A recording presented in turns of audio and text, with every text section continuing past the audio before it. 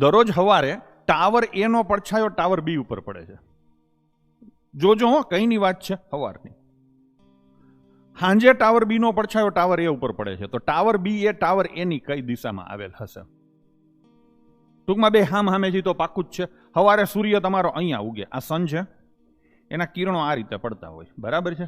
તો આ એક ટાવર છે અને આ બીજો ટાવર છે. શું કીધું છે? ટાવર એ નો પડછાયો ટાવર બી ઉપર પડે છે. એટલે આ ટાવર એ હશે, એનો પડછાયો કેની ઉપર પડશે? બી ઉપર. અને સાંજે શું થાય છે? સૂર્ય અહીંયા હોય અને આ રીતે એના કિરણો હોય, એટલે બી નો પડછાયો એ ઉપર પડે. વ્યવસ્થા થઈ ગઈ? પ્રશ્ન હવે ખાસ જોવાનો છે કે ટાવર બી એ ટાવર એ ની કઈ દિશામાં આવેલો હશે? જેની પાછળ નોની નાનું લખ્યું એટલે ટાવર એ થી અહીંથી આમ જવાનું. આ કઈ દિશા આવે? ટાવર એ ની કઈ દિશામાં છે? ટાવર એ થી આ કઈ દિશામાં છે? પશ્ચિમમાં. તો જવાબ શું આપણે ટીક કરશું? ઓપ્શન ડી, પશ્ચિમ. ચલો એના પછીનો ક્વેશ્ચન લઈશું. બ્લડ રિલેશન છે, સીધા જામી પડશું. એમ એ પી નો પુત્ર છે, એટલે આ કોણ છે બાળકો? પી. અને એનો પુત્ર કોણ છે? એમ. થઈ ગયું? બીજું વાક્ય, ક્યુ એ ઓ ની પૌત્રી છે. હવે આ બંને જણા બહારના છે, નવાંગ તુકો છે, જે મેં ચાલુ કર્યું ને એમાં બંને જણા બહારના છે. એટલે એને હાલ પૂરતા હું સાઈડમાં રાખીશ. ભાઈ થોડોક શ્વાસ લેવા દે, મને મેળ પડવા દે, પછી તમને ઘરમાં આવવા દઈશ. હજી તમે અજાણ્યા છો અમારા માટે, કેમ કે મારા માટે પી અને એમ જ જાણીતા છે. કનેક્શન કંઈક એસ્ટાબ્લિશ કરવાનું છે. ઓ એ પી નો પતિ છે, તો આ ઓ અને પી એ કપલ થશે. એમાં ઓ પતિ છે અને પી એની પત્ની છે. હવે આ આવી જશે, ક્યુ એ ઓ ની પૌત્રી છે, એટલે ક્યુ અહીંયા આવશે. દીકરાની દીકરી, દીકરીની દીકરી જે હોય, પણ 2 માળ નીચે આવશે. બસ થઈ ગયું. તો હવે આની દીકરી હશે. એમ એ પી નો પુત્ર છે, ક્યુ એ ઓ ની પૌત્રી છે, અને ઓ એ પી નો પતિ છે. તો એમ નો ઓ સાથે શું સંબંધ હશે? ઓ સાથે એટલે ઓ થી નીકળવાનું છે અને ક્યાં જવાનું છે? એમ. તો ઓ થી એમ જવાનું છે. આમાં આની જરૂર નહોતી, આ વાક્યની જરૂર નહોતી. તો શું હશે? એનો પુત્ર હશે, બરાબર ને? તો જવાબ શું આવશે બાળકો? ઓપ્શન સી, પુત્ર. આ વાક્યની જરૂર જ નહોતી. ચલો તો લઈશું એના પછીનું વાક્ય. નંબર સિરીઝનો ક્વેશ્ચન છે. 1, 5, 14, 30 ખાલી જગ્યા અને 91 ખૂટતી સંખ્યા કઈ છે? 1, 5, 14, 30 ખાલી જગ્યા અને 91. તમને જોઈને ખબર પડી જાય ગુણાકાર ના હોય, કેમ કે અહીંયા એક સંખ્યા આવે એનાથી આ ડબલથી વધારે ના થાય, અથવા મોટું ડબલ થાય. તો તફાવતથી કરશું. ચલો 1 અને 5 નો તફાવત કેટલો છે? 4. આ કેટલો છે? 9. અને આ કેટલો છે? 16. બસ થઈ ગયું પાકું. પઢોરે પોપટ રાજા રામના. પોપટે પઢી લીધું. 4, 9, 16 છે. આ શું છે? પૂર્ણવર્ગ સંખ્યાઓ છે. તો અહીંયા કેટલા આવે? 25. તો શું જવાબ આવશે? 55. અને હજી શોખ પોપટે પૂરો કરવો હોય, શોખ પૂરો ન થયો હોય પોપટનો, તો અહીંયા તમે 36 મૂકો એટલે સેટિંગ થઈ જશે. તો સાચો જવાબ આપણે શું કરવાનો થાય છે? 55. ઓપ્શન એ આપણો જવાબ થશે. ચલો એના પછીનો ક્વેશ્ચન લઈએ. નીચે તમને ઘણી બધી સંખ્યાઓ આપેલી છે. તમારું કામ છે તમારે એમાંથી જુદી પડતી સંખ્યા કહેવાનું. જોઈને ગમે એને ખબર પડી જાય છે આમાં કાંઈ શીખવાડવાનું આવતું નથી, બધી સંખ્યાઓ પૂર્ણ વર્ગ છે, ખાલી 62 એક પૂર્ણ વર્ગ નથી. તો જવાબ આવશે 62. ઘણા ટર્મપા તો અહીંયા પાછી કોમેન્ટ કરશે કે સાહેબ 62માં ટાઈપિંગ મિસ્ટેક રહી ગઈ એવું લાગે, અહીંયા 64 હોવા જોઈએ. તો એ તમારી મહાનતા છે કે તમે પકડી લીધું બધું, બરાબર ને? પણ એ 62 જ છે પહેલા, અને એ જ આપણે શોધવાનો હતો. ચલો એના પછીનો ક્વેશ્ચન લઈશું. 4 બાળકો એક જ હારમાં બેઠા છે. સિટિંગ અરેન્જમેન્ટ છે. એ બી ની બાજુની સીટ ઉપર છે, એટલે એ અને બી બાજુમાં હશે. કાં તો આ રીતે હશે અને કાં તો આ રીતે હશે. પાકું કે નહીં? એ છે એ કોની બાજુમાં નથી? સી ની બાજુમાં. એ છે એ સી ની બાજુમાં, એટલે અહીંયા સી નહીં હોય, અહીંયા સી નહીં હોય. સી એ ડી ની બાજુમાં બેઠો ન હોય. હવે સી પાછો ક્યાં નથી? ડી ની બાજુમાં બેઠો ન હોય, બરાબર છે? તો સી ડી ની બાજુમાં બેઠો નથી, એટલે સી અહીંયા નથી, બરાબર છે? તો હવે સી અહીંયા હોય, અથવા એક છોડીને હોય, બરાબર ને? તો સી અને ડી બાજુમાં નથી, એટલે ડી ક્યાં આવશે? અહીંયા આવશે.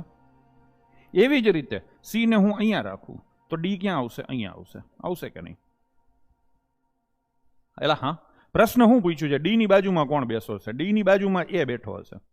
ડી ની બાજુમાં કોણ બેઠો હશે? એ બેઠો હશે. ડન છે? હજી ઘણા નો મજા આવી હોય તો આપણે હજી હરખું લઈએ. એ ને બી તો પાકું જ છે, કાં આ રીતે હશે, અથવા અહીંયા બી હશે અને અહીંયા કોણ હશે? એ. આ તો પાકું જ છે ને, 2 જણા થઈ ગયા. શું વાત છે? 20 રૂપિયાનો ધંધો થઈ ગયો. હા, 20 રૂપિયાનો ધંધો થઈ ગયો. તો એ ને બી તો બાજુમાં જઈ પાકું થઈ ગયું. હવે બીજી વાત, સી ને ડી બાજુમાં નથી, પાકું છે. જુઓ, સી ને ડી બાજુમાં નથી. ટોટલ 4 જણા છે, તો એક તો આ રીતે થાય, તો સીડી અહીંયા બાજુમાં થાય, એટલે પોસિબલ નથી. બીજું આ રીતે થાય ને, તો અહીંયા સીડી પોસિબલ નથી. તો ત્રીજું કઈ રીતે થાય? એક અહીંયા હોય ને એક અહીંયા હોય. ડન છે? ટૂંકમાં ટૂંકમાં હું તમને એવું કહી શકું, એક ખાલી જગ્યા હોય, પછી એ હોય, પછી બી હોય અને પછી ખાલી જગ્યા હોય. અથવા શીખવાડવા માટે જવાબ તો ક્યારનો આવી ગયો છે. બી, એ અને ખાલી જગ્યા. હવે એની બાજુમાં સી નથી એટલે સી અહીંયા હશે. એની બાજુમાં સી નથી, અહીંયા કોણ હોય? ડી. થઈ ગયું કે નહીં? તમારે વાંચવું હોય તો વાંચો. એ બી ની બાજુમાં છે, થઈ ગયું. પછી પણ એ સી ની બાજુમાં નથી, અને સી છે ડી ની બાજુમાં નથી, સી ડી બાજુમાં નથી. તો ડી ની બાજુની સીટમાં કોણ હશે? ડી ની બાજુની સીટમાં હશે એ. તો શું જવાબ આવશે? Option A. ડન છે. ચલો એના પછીનો ક્વેશ્ચન. નીચે આકૃતિમાં દર્શાવ્યા મુજબ 8 વ્યક્તિઓ કેન્દ્રની સામે મુખ રાખીને બેઠા છે. આમ અહીંયા તમે જો આખી એબીસીડી આપેલી છે. પાછા 20 રૂપિયા બનાવ્યા, 40 રૂપિયા થઈ ગયા. દરેકનું સ્થાન ઘડિયાળની વિરુદ્ધ દિશામાં 3 સ્થાન ખસે તો નીચે પૈકી કઈ ઘટના બનશે નહીં? પાછા બીજા 20 આવ્યા. કુદરત આજ મહેરબાન છે. થઈ ગયું કે નહીં? તો અહીંયા એને એમ કીધું છે કે વિરુદ્ધ દિશામાં 3 સ્થાન ખસવાનું છે. તો આ જે એ રહ્યો, આ એ વિરુદ્ધ તો આ બાજુ જ આવે ને, એટલે હે ને આપણે એચ થી ચાલુ કરીએ. 3 સ્થાન એટલે 1, 2 ને 3. અહીંયા કોણ આવે? એચ. તો અહીંયા કોણ આવે? જી. અહીંયા કોણ આવે? એફ. અહીંયા કોણ આવે? ઈ. અહીંયા કોણ આવે? ડી. અહીંયા કોણ આવે? સી. અહીંયા બી અને અહીંયા એ.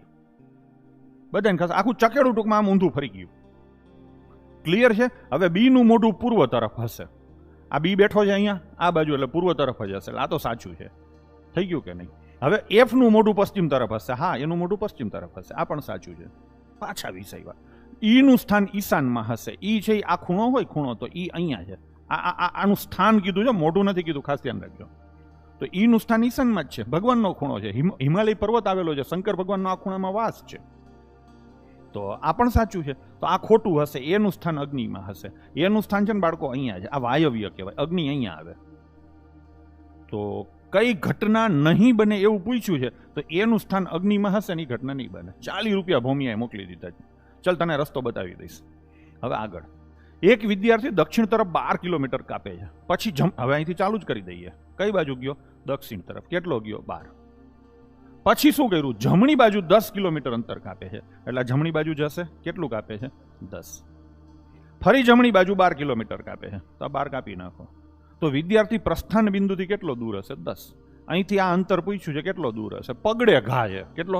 પગડે ઘા. તો કેટલો દૂર હશે? 10 કિલોમીટર. અહીંયા જવાબ આવશે ઓપ્શન ડી. ચલો એના પછીનો ક્વેશ્ચન લઈશું.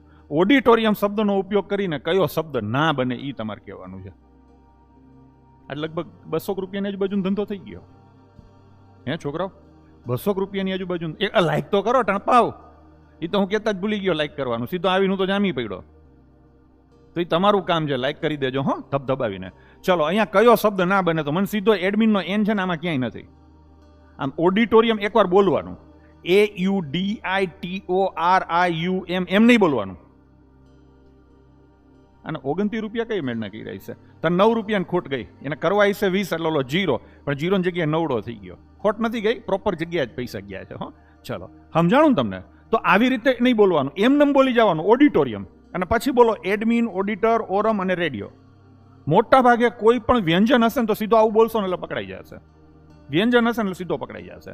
ડખો ખાલી તમારે વોવેલમાં પડશે. ડન છે? તો અહીંયા આપણને સીધી ખબર પડે છે કે સાહેબ એડમિનમાં એન છે ને ઓડિટોરિયમમાં નથી. ચલો આગળ જઈશું. શ્રેણીમાં આગળનું પદ કયું આવે? તો તમે જુઓ અહીંયા AA, BB, CC, D છે. તો અહીંયા શું આવે? EE આવે. પણ કઠણાઈ એવી છે કે બધામાં EE છે. હવે તમે આંકડા જોશો તો આ 11 છે, આ 48 છે, આ 27, સોરી, આ 927 છે, આ 1664 છે. સીધું કનેક્શન દેખાય 16 ચોક 64. ડન છે? તો હવે હું તમને કનેક્શનો દેખાડું. આ 1 નો, 2 નો, 3 નો, 4 નો. તો અહીંયા 5 નો વર્ગ કેટલો આવે? 25. પાકું? હવે આગળ જઈએ. 1 નો ઘન, 2 નો ઘન, 3 નો ઘન, 4 નો ઘન અને 5 નો ઘન શું આવે? 125. ક્લિયર છે? તો જવાબ આવશે EE 25, 125. એટલે કયો ટીક કરશું આપણે બાળકો? Option C.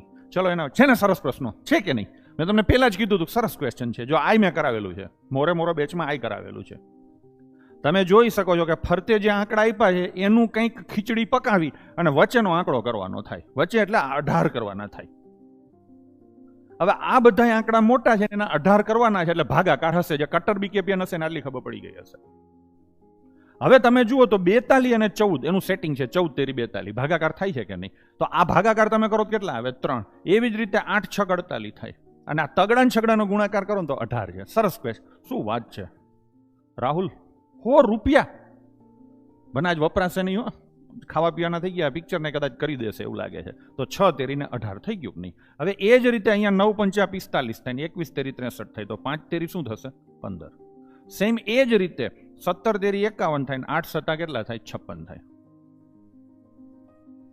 થઈ ગયું ને? તો આ શું થાય? 7 તેરી ને 21. તો જવાબ શું આવશે બાળકો? 21. ક્લિયર છે?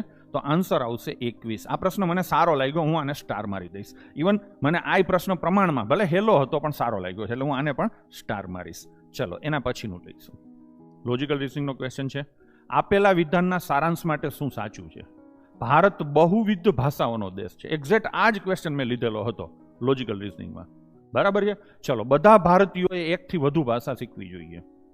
આ ફોલો કરે છે ક્યાંક ને ક્યાંક, થોડું ઘણું એવું લાગે કે ભારત ભલે ગમે એટલી ભાષાનો દેશ હોય, હું તો ગુજરાતીમાં જ ધબેડીશ અને હાલશે ગુજરાત બહાર નહીં જાવ તો. અને બીજું, દરેક દેશ બહુવિધ ભાષાઓ ધરાવે છે. વાત ચાલે છે ભારતની ને અહીંયા દુનિયાના બધા દેશ વિશે સીધું તમે કહી દો એટલે એટલું તો પાક્કું જાતો ન જ આવે. ડન છે? પણ અહીંયા બધા ભારતીયોએ એકથી વધુ ભાષા શીખવી જોઈએ એની જોડે પણ હું એગ્રી નથી કરતો, મારા મગજમાં નથી બેસતું.